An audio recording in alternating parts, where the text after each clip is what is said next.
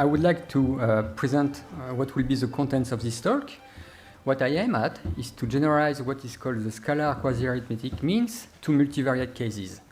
And in doing so, I will show that the framework of information geometry, and especially the framework of dually flat spaces or Bregman manifolds, is very well suited to give a definition and also to extract properties of multivariate quasi-arithmetic means.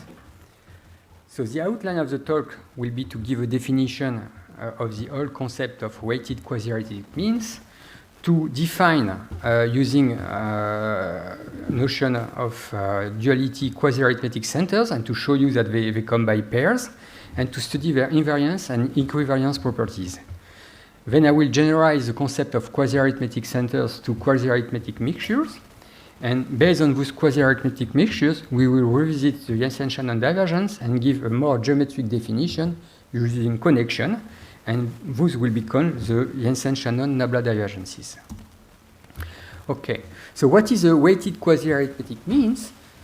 It's a concept that has been studied in the 1930s by several independent people. It started with Nagumo, Kolmogorov, Definity, and it has been also functionally analyzed by Axel and other people. It's a notion that generalizes the notion of arithmetic mean as follows. So first we take a weight vector. So let's say that we want to compute the mean of n quantities, n scalars. We take a vector of dimension n belonging to the standard simplex, delta n minus 1. And we will define the quasi-arithmetic mean for a strictly monotonous and smooth function f as follows.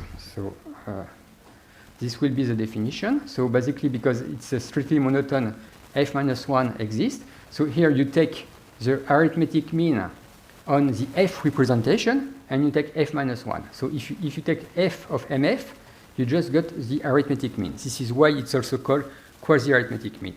It bears several names, like f mean or different ways to call it in the literature, but basically it's the same formula here. And the main properties that you can find out with this formula is that the mean is between the extrema. So it's between the mean and the max. Okay. So one question you may ask is that for different generator function, do I get the same means or not? And this has been also studied in the 50s and 60s from the viewpoint of functional analysis. So we know that two quasi-arithmetic mean defined by generator G and F are equal if and only if I can write one generator as a function, affine function of the second one, okay, for lambda different than 0 and a constant C. So we may restrict ourselves to positive lambda, and we may say that basically by choosing lambda, we may say that our generator is strictly increasing and smooth without loss of generality. And by taking this family of generator here, a smooth family of generator, you will get the power means, and the power means for p equal 1, it's arithmetic. For p equal minus 1, it's harmonic. For p tending to 0, it's the geometric mean, and you get a full scale of means that range between the mean and the max. Okay? So, one essential property of means in general is to know whether they are homogeneous or not. So that means that if you rescale by lambda your scalars, is it the lambda, the mean? And this only holds for quasi-arithmetic means for the power means. You can prove that. Okay? So, let's say. So quasi-arithmetic means, even if it's a very old concept, you get also new results that are not so surprising somehow. For example, in this paper in 2016, you have for quasi-arithmetic notion of expectation of a random variable, which is a generalization of this n variable mean to a random variable as follows. You get a law of large numbers. This means that if you take for IID random variables vectors or x1 to xn with finite variance, then their quasi-arithmetic mean will tend to the quasi-arithmetic expectation. And moreover, you have also the counterpart of the central limit theorem. It's not surprising because this is just arithmetic mean on f representation of numbers. But this has been very well written in this recent paper. So the goal here in my talk is to extend a quasi-arithmetic scalar mean two multivariate cases where x belongs, say, to RD, for example. And we face two problems to do that. One is to define what will be a good notion of monotonically increasing in the multivariate case, because it's obvious in the scalar case that you can say that the derivative is positive. But in multivariate case, we will see that there's a different notion, a generalization of that notion. And then we have also to take care that f minus 1 exists globally, because we only have the implicit function theorem for multivariate functions that says that if the Jacobian is non-degenerate, is a determinant non-zero of the Jacobian, then locally you have an inverse function, but not necessarily globally. But here, to define the multivariate case, we will need to have this global existence of the multivariate function. So this will be two small problems to tackle, and information geometry and dually flat spaces will be really very helpful in generalizing this notion to, let's say, quasi-arithmetic centers, which are the multivariate cases. Okay, so first of all, I will introduce what we call a Legendre type function. It's an old concept that has been first introduced by Rockefeller, a very famous convex analysis researcher in 1967. Basically, we want to define a convex function on an open domain. Let's say theta, on a domain theta, a function f. And what we would like to have is to have the Legendre Fenchel conjugate that is of the same type as our input. And if we just take arbitrary domain and arbitrary convex function, what can happen when we take the Legendre Fenchel convex conjugate is that the convex conjugate is convex, but not necessarily the domain. And to avoid this pathological case, with a counterexample here that was given by Rockefeller, he introduced the notion of Legendre type function, where we say that a pair of domain convex function is of Legendre type if the function is strictly convex and differentiable in a non-empty open convex set, and if we have this kind of steepness property, which is a notion that is used also in exponential families. So the good thing is that if you have a Legendre function and you take the convex conjugate, it's also a Legendre type function. So we stay in the same class of function. Okay, and you can get using the Legendre function the convex conjugate written like that. Okay, and what is nice about Legendre type function is that the gradient map nabla f is globally invertible, and we will write it nabla f minus 1. Okay, so this is a very important class of functions. So now, to generalize the notion of to have a monotonous function to multivariate cases, we will introduce the definition of comonotone function. So we will say that in a multivariate case, we have a G that is comonotone with identity function if the inner product of that is positive. Okay, so basically it's comonotone with the identity function if you prefer. You could have a pair of functions here, and what you can show is that if you have Legendre type convex function f or convex conjugate f star, then their gradient maps are comonotone function. And the way to make a simple proof is to write a symmetrized Bregman divergence. So the Bregman formulae that we have encountered this morning in Francis Bach talk, the formula is here. And if you symmetrize, because it's asymmetric usually, if you symmetrize it, you will get that. And because this is a Bregman divergence, this is positive, positive, sum of two positive or non-negative is non-negative. And if it's different, theta 1 is different than theta 2, it's strictly positive. So basically you use the fact that it is a symmetrized Bregman divergence to show that the gradient map is comonotone, either for the primal or for the dual function. Okay, so it's a natural generalization of f being strictly monotonous. So let's define the multivariate quasi-analytic centers, which generalize the scalar cases. Here, instead of having f and f minus 1, I will take a Legendre type function and I will take the gradient map. Okay, and if I do that, I can write, of course, because they are reciprocal to each other, the gradient maps. We can write it either that way. And the second thing is that once we have a generator f that is of Legendre type, it defines two quasi-arithmetic centers, because I can take the primal or the dual. Okay, So the question will be, when do these two dual quasi-arithmetic centers coincide or not? And so, for example, to let it be a bit clear, let's take this convex function. So it's a log det. So theta is living on a symmetric positive definite cone. So minus log det is a strictly convex function. It's a very well, it's a barrier function, for example, in optimization. And we will have the gradient that defines the dual coordinate system eta here. We will have the reciprocal here, which gives the primal coordinate system. And we will have the convex conjugate using the Legendre function that happens to be this. Okay? And if I take the quasi-arithmetic center with respect to f, so I take the gradient map of f, it's a Legendre type. Okay? It's a Legendre type. I will get this formula, which you recognize as a harmonic matrix mean. But if you take, for the dual quasi-arithmetic center, so you take the dual gradient map for the convex conjugate, you will get this formula, but basically the same formula that you have, right? You don't use the same coordinate system, but this is the same kind of aggregator that you get. Okay? So, why is information geometry and dually flat space interesting in that case? Is that because once we have a Legendre type Bregman generator, we can build a canonical geometry for it that is called a Hessian manifold or dually flat space. And from the construction is as follows. So I take a convex function. So the Hessian is strictly positive definite. It defines a metric. And then if I take third order partial derivative, I will define two connections, which are coupled by the Riemannian metric here.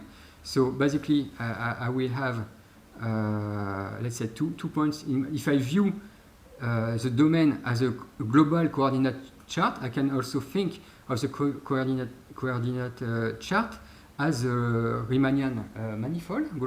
And between the 2 points, I will have the Levi-Civita connection that is induced by the Hessian of the convex function, and I will have primal and dual connection, which are just flat connection, which means that in the primal theta or dual eta coordinate system, they are linear. So for example, here in the theta coordinate system, the primal connection will make a path, a geodesic, a nabla geodesic between theta 1 and theta 2. And if I apply the gradient map nabla f, it becomes curved in the other coordinate system. And reciprocally, if I take the eta coordinate system for the dual connection nabla star, it is, because it is flat, it is linear in the dual chart, but it will be curved in the primal one, right? And this will be with the reverse gradient map, which is the gradient map of the convex conjugate. So this is very well studied in information geometry for 40 years, and this is also what you may call the canonical geometry of a convex function. So now, what is the link with quasi-arithmetic centers is that if you try to define the geodesic, I can even write the geodesic for nabla, let's say in blue, and let's say, or no, here I put nabla star geodesic, I think in red, and in blue the primal geodesic. You can write it as a quasi-arithmetic average, a weighted quasi-arithmetic average, according to the coordinate system of the input. Okay, so basically, if you take a point interpolation according to the nabla geodesic, it will be a quasi-arithmetic center of 2 points, weighted according to the parameterization T. And if you take for the dual geodesic, it will be a dual quasi-arithmetic center. So it has some nice properties that we will use for studying quasi-arithmetic centers. We can extend it to the notion of centroid. So basically, we take a dually flat space. So we have a manifold, a Hessian metric, and a dual affine connection, which are flat and coupled to the metric. We take n points on the manifold, and I want to define the centroid. So this is without a global chart. It is purely geometric definition here. I don't put theta or eta coordinate system here, but to make the calculation, I know that this geometric divergence can be expressed as a Bregman divergence or dual Bregman divergence is a theta or dual eta coordinate system. And basically what you will end up is that the right-sided centroid will be a quasi-arithmetic center for the gradient map of the convex conjugate, and the left-sided centroid will be basically a primal quasi-arithmetic center. So it's a very natural notion. And of course, when you have 2 points, you get the geodesic case that I showed before. So it's useful because we want to study the invariance and to cast some explanation to the scalar case using geometry. So if I don't give you a convex function, but I just give you this dually flat structure, so a quadruple of a manifold, a Hessian metric, and two zero curvature affine connections conjugated, then we know that it can be realized by some pair of convex conjugates. Okay, but it is not one-to-one. Here, for example, you have some degree of freedom that will happen, and we will call it the affine Legendre, modulo affine Legendre transformation. So, for example, if instead of taking f of theta, I take f bar, so it's maybe difficult to see. Yeah, okay. There's a bar on top of the f here. I just add a affine term. Then, what you will see is that the quasi-arithmetic center for f star for f bar is the same as for f. Okay, and similarly, if you make now affine transformation on the coordinate, you will find with the properties that they match somehow, that you have this invariant, you will get the gradient of f bar like that, and you will get the dual the Bregman divergence like that, and you will find out that you have equivariance of the quasi-arithmetic center like that. Okay, so this generalizes the notion that we show at the very beginning, that two generator FFG for the scalar quasi-arithmetic means are equivalent. Okay. So there are several types of divergence when we talk about information geometry. One is purely between points, so I don't have coordinate system. Like I said, the Euclidean distance, I don't need to talk about Cartesian coordinate system to talk about the Euclidean distance. So I will call this canonical divergence between points, and I will denote it by d nabla star. Okay, so this is between points. And of course, to make calculation, I can either use the primal coordinate system or the dual coordinate systems that are linked by the Legendre transform. So it can be equivalent to a Bregman or a dual Bregman divergence. Okay, and of course, because we have this invariance by affine modulo affine term in the chart or in the generator, we have this kind of equalities that you can write, and they are linked to quasi-arithmetic centers. Okay, so to summarize, I can consider this function derived from f, so f bar of theta bar. From f bar of theta bar, I can express the convex conjugate using f star and eta in a more coordinate, in a more general way. And we have also the fact that we have for the geometric divergence, we can scale by any lambda. We don't change; we just scale up the geometric divergence. So we end up with a very general invariance equivariance of quasi-arithmetic centers, which is written here, and which generalizes the scalar case. Okay, so I have an example here from analogous divergence, which is not a metric because we don't take the square root.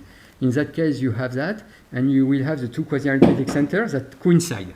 It's not surprising because Malanobis divergence is just Euclidean distance, and we have the arithmetic or centroid, which is unique, right? We don't have two pairs. Just to finish very quickly, we can generalize this notion to mixtures. So, but for taking mixtures of n densities, I need to normalize this time, and you can show that this kind of alpha mixtures can be created from the minimization of alpha divergence between the components of the mixture and the center of the mixture here. This is a result by Amari in 2007. And what we want to do, just to conclude, because I will have to conclude at some point, is that we can generalize the notion of Jensen-Shannon divergence, which is just bounded symmetrization of Kullback-Leiber, by noting that this is just arithmetic mixture. So, and this arithmetic mixture is defined by the mixture connection in information geometry. So basically, we can provide a geometric definition of Jensen-Shannon divergence by just taking a connection nabla and defining the midpoint for this affine connection, and we will have a family of geometric Jensen-Shannon divergence without coordinates. And if you take for alpha, for example, this will be the midpoint in the probability simplex. you will have the midpoint here, and you will have the nabla for the alpha connection. You will get such a kind of Jensen-Shannon divergence. Okay, this I'm going to skip. So this is just a summary of what I did in this talk. The goal was to generalize the scalar quasi-arithmetic mean to quasi-arithmetic centers, and I just show that information geometry is the right framework also for studying this generalization, as it gives you the invariance and equivariance easily, and as it pops up also in geodesic parametrization or in centroid problems. Thank you.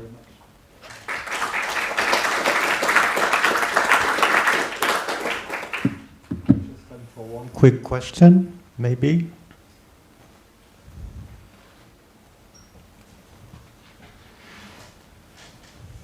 So, like, if example, you take the Kullback-Leibler divergence, which is Bregman divergence, what is the quasi-arithmetic center in this case? Ah, that's a good question.